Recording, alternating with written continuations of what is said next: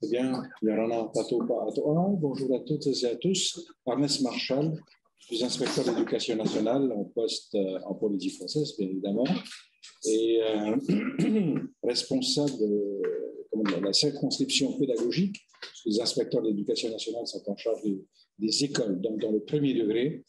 Moi, j'ai en charge les écoles de Punavia, de Montréal et celle de Mayor. Voilà. Et en plus, de cela, je suis en charge du dossier enseignement des langues et de la culture polynésienne et de l'anglais dans le premier degré à l'échelle de la Polynésie française. Voilà.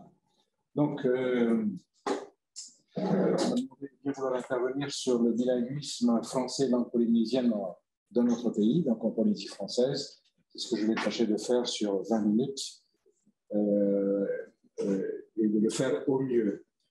Voilà. Donc, on peut commencer. C'est la première diapositive. Ah, voilà. Alors, les points d'appui juridiques de cet enseignement bilingue, puisque, comme vous le savez, la Polynésie française est une collectivité française d'outre-mer, mais pas un département, donc avec des compétences propres en matière d'enseignement, ici, enseignement par le biais du statut, qui est cadré par l'article 57 en matière d'enseignement des langues et de la culture polynésienne, du statut d'autonomie de la Polynésie française, qui précise entre autres que le tahitien, la langue tahitienne est une matière enseignée dans le cadre normal, l'horaire normal des classes maternelles, primaires et dans des établissements du second degré, voilà, et dans les établissements d'enseignement supérieur non universitaires qui relèvent donc de la compétence de la ministre de l'Éducation de la Polynésie française. Et ensuite, puisqu'on parle de langue tahitienne ici, la possibilité donc, de remplacer, de modifier le texte pour prendre en compte toutes les langues de la Polynésie française, langues autochtones et langues propres de la Polynésie française. Voilà. Je continue. Voilà. Concrètement, dans nos classes, comment ça se passe? Actuellement, nous sommes à 27 heures d'enseignement par semaine, hebdomadaire, avec différentes disciplines, donc enseignées par un seul et même TE. Et vous pouvez donc noter ici la place de l'enseignement des langues et de la culture polynésienne à hauteur de 2h30 sur ce volume horaire. Ça, c'est ce qui est habituellement enseigné dans chacune des classes de la Polynésie française. Je parle bien de langue et de la culture polynésienne. Voilà. Donc, à ce titre-là, vous pouvez voir également 1h15 donc, dédiée à l'enseignement de l'anglais et ainsi de suite pour chacune des disciplines. Voilà. Donc, un total de 27 heures. S'agissant ici du cycle 2, mais il en est de même pour le cycle 3, CM1, CM2, et pour la maternelle qui a c'est bien la seule discipline, je parle de l'enseignement des langues et de la culture polynésienne, dans laquelle on a un peu plus de rigueur, mais bien indiqué un volume horaire également d'enseignement de 2h30 par semaine. Ça, c'est ce qui est courant, c'est ce qui est appliqué en Polynésie française et dans toute la Polynésie française. Alors, les prémices de l'enseignement bilingue, parce que lorsqu'on parle d'enseignement bilingue, on sort du contexte habituel, donc du volume horaire habituel, donc des 2h30, des volumes hebdomadaires, aux langues et de la culture polynésienne. Donc, les prémices sont des expérimentations, différentes expérimentations qui ont été menées ici et mises en œuvre en Polynésie française à hauteur pour soutenir l'enseignement des langues et de la culture polynésienne, les langues et la culture polynésienne à hauteur de 5 heures par semaine. Donc, la première expérimentation remonte à 2005-2008, dans laquelle qui a porté principalement sur une partie de la maternelle et une partie du cycle 2 jusqu'au CE1, de 2005 à 2008. Donc, on a renforcé cet enseignement. Donc, à partir du moment où on renforce l'enseignement, là, on commence à entrer on sort du cadre horaire habituel, on est à 5 heures, et là, on parle obligatoirement, voilà, on empiète obligatoirement sur les autres disciplines au programme, puisque là, on commence à parler et on parle d'enseignement de la langue et de l'enseignement en langue. La différence, c'est l'enseignement de la langue, c'est des langues polynésiennes. Voilà, comme on enseigne le français, on va enseigner les langues polynésiennes, la syntaxe, le vocabulaire, etc. Mais là, on commence à parler d'enseignement en langue polynésienne. C'est par exemple le PS qui est pratiqué ou du sport en langue polynésienne, l'éducation morale et civique, l'histoire géo, voilà, tout ceci est donc obligatoirement pratiqué également en langue polynésienne pour atteindre ce volume horaire de 5 heures. Voilà, ça c'était la première expérimentation. La deuxième qui a suivi, donc de 2009 à 2011, c'est ce qu'on a appelé l'expérimentation École Pomme, qui a été menée à l'échelle de plusieurs départements et territoires d'outre-mer. École Pomme de 2009 à 2011, qui visait notamment l'apprentissage simultané, donc l'entrée, au-delà de l'oral, mais l'entrée également dans l'écrit. CP, c'est là où on apprend notamment à écrire dans les deux langues. Là. Donc, également, là, en langue polynésienne, langue française, c'est ce qui se faisait habituellement, mais là, on a commencé aussi à apprendre l'apprentissage de l'écrit, à entrer dans l'écrit en langue polynésienne. Hein. Voilà. L'apprentissage simultané de la lecture-écriture dans les deux langues, et le transfert de compétences métalinguistiques. On a également commencé à travailler dans ce domaine-là. Alors, je précise là qu'il s'agit d'expérimentations qui ont été menées donc, avec des chercheurs. Hein, et là, on était à l'échelle pour ce qu'on concerne l'école Pomme. On était là avec la Guyane, la Nouvelle-Calédonie notamment, pour la même expérimentation. Voilà. Je parlais de chercheurs, le laboratoire ABCD de Nantes, également l'Université de la Calédonie, l'Université de la Polynésie française, entre autres. Je vais continuer. Voilà. Troisième expérimentation, donc si vous regardez bien, on est toujours dans le domaine du bilinguisme, les années se suivent. Donc nous avons là ainsi pu suivre des cohortes d'élèves de la maternelle, du cycle 1, du cycle 2, jusqu'au cycle 3, l'enseignement renforcé de Léo Marvy au cycle 3, hein, comme moyen de prévention contre l'illettrisme en Polynésie française, ou Réau cycle 3. Donc de 2011 à 2014, nous étions bien sur du cycle 3, toujours selon les mêmes modalités, enseignement de la langue et enseignement en langue. Voilà, à hauteur de 5 heures. Ça, c'était les prémices. Donc, qu'est-ce qu'il en est ressorti? Bon, j'ai retenu quelques conclusions de ces différentes expérimentations. Voilà. Comme vous pouvez le lire avec moi, les élèves qui ont bénéficié de ces dispositifs étaient au final aussi performants en français. Hein, donc, c'était une expérimentation scientifique, groupe expérimental, groupe contrôle, hein, que ceux du groupe contrôle, expérimentation et contrôle, est bien meilleur que ces derniers en tahitien. C'était, concernant ces deux derniers points, le minimum attendu. Des apports positifs sur le développement langagier en tahitien, sans effet négatif sur le français. Tout en faisant plus de tahitien, ils parlaient aussi bien, ils avaient d'aussi bons résultats que ceux qui n'en faisaient pas autant, ou ceux qui étaient restés à hauteur de 2h30. Apport positif du dispositif langue et culture polynésienne sur le développement langagier et sur la lecture en tahitien. Ce que je dis en entrée dans l'écrit en tahitien, sommes entrés dans l'écrit en tahitien, ainsi que sur les dimensions cognitives des élèves qui en ont bénéficié du CP au CEA. Dimension cognitive, c'est l'image qu'ont les élèves d'eux-mêmes au travers de cet apprentissage.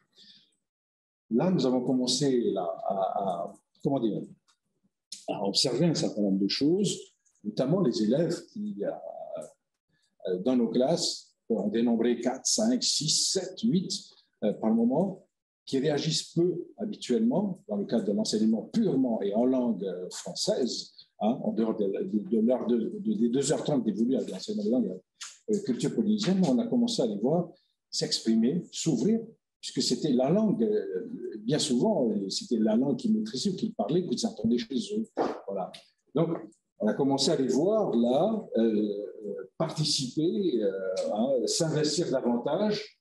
C'est là aussi la dimension cognitive. L'enseignement du tahitien à la fois à l'oral et à l'écrit favorise l'émergence vers le français. Ce sont les conclusions des chercheurs. Effectivement, on fait plus de tahitien, mais on se rend compte qu'en français, ils ont également de bons résultats, de meilleurs résultats. l'émergence de liens interlangues entre compétences en lecture, en tahitien, et les indicateurs de maîtrise de l'écrit en français. Le transfert toujours vers le français, mais pas que. Continuez. Voilà. Donc ça, c'était en 2011, puis c'était la période où la Polynésie française a connu une forte instabilité politique, des changements de gouvernement tous les 9 mois, et les ministres ont défilé. Hein. Celui qui est à l'origine de cela, lorsque nous avons commencé en 2004, c'était M. Jean-Marius Raboteau, ceux qui sont en Polynésie, ceux qui sont originaires de la Polynésie française le connaissent, hein, qui a fortement défendu ce dossier, langue et culture polynésienne, et qui a soutenu ces différentes expérimentations. Et par la suite, les ministres n'ont pas souhaité poursuivre et continuer en ce sens. Alors qu'on avait des conclusions qui étaient quand même relativement significatives par rapport au bilinguisme et au renforcement de l'enseignement des langues et de la culture polynésienne. Et puis, sous la pression, sous l'incitation forte, assez forte des chercheurs, l'actuelle ministre de l'Éducation, Mme Martel, en 2018, ayant pris connaissance des conclusions de l'expérimentation en elle-même, a souhaité reprendre le flambeau et aller plus loin. Donc, voilà, dans une démarche de valorisation, c'est toujours ça, mais aussi de sauvegarde du patrimoine linguistique et culturel de la Polynésie française, et ayant pour priorité la réussite scolaire, parce que c'est bien ce qui est disait, la réussite scolaire des élèves. Donc, le ministère de l'Éducation, prenant appui sur les différentes expérimentations, a décidé de mettre en place cet enseignement, d'aller plus loin en mettant un enseignement bilingue français-langue polynésienne, français-tahitien, mais aussi qui est devenu français-langue polynésienne, à parité horaire. C'est-à-dire sur 27 heures, 13h30 en langue française, 13h30 en langue polynésienne. Donc, on est allé beaucoup plus loin. Rana, Isabelle. Voilà. Donc, dans certaines classes de la Polynésie française, dès la rentrée d'août 2019, c'est ce qui a été fait. Voilà. Alors, là, vous avez une carte de la Polynésie française avec les différents sites au jour d'aujourd'hui concernés par cet enseignement bilingue français et langue polynésienne à parité horaire. Nous avons 16 écoles, donc 2 CJA, qui sont entrées dans ce dispositif, qui sont réparties, là, vous voyez comme moi, dans tous les archipels de la Polynésie française. Nous avons commencé, vous allez le voir ensuite sur Ta'a, Île-sous-le-Vent, Ta'a et Moorea, et un CJA de Tahiti. Et puis petit à petit, nous avons élargi, parce qu'il y a eu beaucoup d'engouement autour de la question, du sujet. Nous avons élargi, et l'objectif d'un ministre, c'était d'avoir au moins une école bilingue par archipel, et donc de pouvoir toucher un maximum de langues polynésiennes ou de langues en usage dans notre territoire. 3 aux Marquises, 2 au nord, 1 au sud, 3 qui sont au nord, excusez-moi. Non, 3 au nord, 1 au sud, 2 au Tuamotu, Hao et Amanu, 1 au Gambier, 4 aux îles sous le vent, 3 sur Raiatea, 1 sur Guahiné. Île du Vent, nous avons 4 écoles bilingues, c'est plus récent, avec 2 CJA et un collège. Le collège commence à entrer dans cette dynamique, et 2 écoles bilingues aux Australes. Voilà. Je vais continuer. Alors, pour aller plus loin, voilà, vous avez la répartition de ces sites bilingues avec une indication des couleurs. 2019-2020, la première année, 3 écoles, comme je vous le disais, un CJA, 2 écoles et un CJA, là en vert. Vous avez les effectifs, les noms des écoles, les effectifs à parité horaire. Alors, ça, je reviendrai là-dessus. Vous avez les effectifs d'école et effectifs à parité horaire. Au jour d'aujourd'hui, on est là. Alors, ensuite, 2020-2021, ces écoles-là, nous sommes allés progressivement dans cette extension. Et là, vraiment, je veux dire, il a fallu freiner les élus. Beaucoup d'élus communaux voulaient à tout prix avoir leur école bilingue, et c'est toujours le cas. Hein. Nous avons été très prudents sur la question, parce que derrière, il faut former les enseignants, etc. Puis, la diapo suivante, s'il vous plaît. Voilà. 2021-2022, l'année dernière, ces différents sites. Et cette année, n'a pas voulu étendre davantage, un nouveau site simplement qui accueille, c'est une école élémentaire qui accueille les élèves sur Fara, les élèves de la maternelle qui lui est rattachée sur Fara, c'est Verotia avec Veyaha. Verotia qui était rentré l'année précédente, que vous voyez là-haut. Alors, au jour d'aujourd'hui, nous sommes sur un effectif total d'élèves ici de 2483 élèves. Nous avons 1977 qui sont dans le bilinguisme. Voilà, je veux dire, dans le bilinguisme, mais pas encore totalement dans la parité horaire. La diapo suivante, s'il vous plaît. Voilà. En fait, les modalités de mise en œuvre ont été les suivantes. Nous avons commencé par le cycle 1, apprentissage précoce. Des langues, à cet âge, les élèves sont des véritables éponges, ils absorbent facilement. Hein. Donc, au cycle 1, STP, SP, SM, SEG, tout de suite, ces écoles-là sont entrées dans la parité horaire. Puis ensuite, renforcement des langues de la polynésienne à hauteur de 5 heures pour les autres cycles de l'école, d'une même école. Et puis, voilà, passage progressif, par contre, à la parité horaire d'année en année. Les cycles 1, qui sont passés au CP, ont bénéficié de la parité horaire, ainsi de suite. Donc, on y est allé vraiment progressivement. Parce qu'à côté de ça, il fallait former les enseignants et les accompagner. C'est vraiment une grosse entreprise, une lourde entreprise. Voilà. Actuellement, voilà, de nombreux sites ont atteint cette parité horaire. C'est le cas de l'école de Maatea, qui est sous ma responsabilité, elle est à Montréal. Logiquement, on aurait dû être au CE2 cette année. Là, toute l'école, tous les 3 cycles ont décidé d'entrer dans cette parité horaire, ou du moins de s'en rapprocher au maximum. La parité horaire reste un objectif à atteindre, mais n'est pas un impératif. Et dans certaines écoles, on y est. Hein. Voilà. Alors, la formation continue des enseignants, initiale, j'allais dire initiale, en quelque sorte, parce qu'ils entrent dans cette parité horaire ou dans le bilinguisme, il faut les préparer. Il faut les convaincre, il faut les préparer, il faut les former, il faut les accompagner. Ça ne se fait pas comme ça. Vous savez, hein, beaucoup de nos enseignants sont en insécurité linguistique. Hein.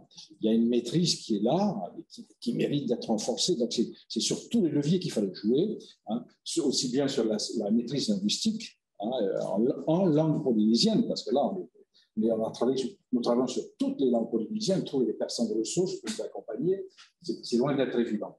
À côté de cela, des moyens qui sont mis à notre disposition également, que le ministère a consenti avec la DG2E, les engagés du service civique qui sont là, qui sont recrutés sur profil linguistique et qui viennent soutenir nos enseignants dans nos classes pour cet enseignement, et toujours sous la responsabilité des enseignants, parce que ce ne sont pas les enseignants. Pour la différenciation pédagogique dans le domaine des langues, je dis bien des langues polynésiennes, mais aussi du français. Et des référents culturels, qui sont des experts sur le plan de la culture, que ce soit du tressage, que ce soit des chants, que ce soit des contes, que ce soit des légendes, qui interviennent, qui sont repérés par les équipes, qui interviennent et prennent en charge les élèves en langue polynésienne. Hein, et donc, qui interagissent avec nos élèves en langue polynésienne et qui ont là ainsi aussi de bons modèles, de bons locuteurs et de bons modèles linguistiques. Voilà, je vous parlais de l'enseignement de et en langue tout à l'heure. C'est le point sur lequel nous avons le plus de difficultés, hein, sur lequel nous travaillons avec beaucoup d'ardeur, hein, parce qu'il s'agit d'enseignement en langue polynésienne de certaines disciplines, l'EPS.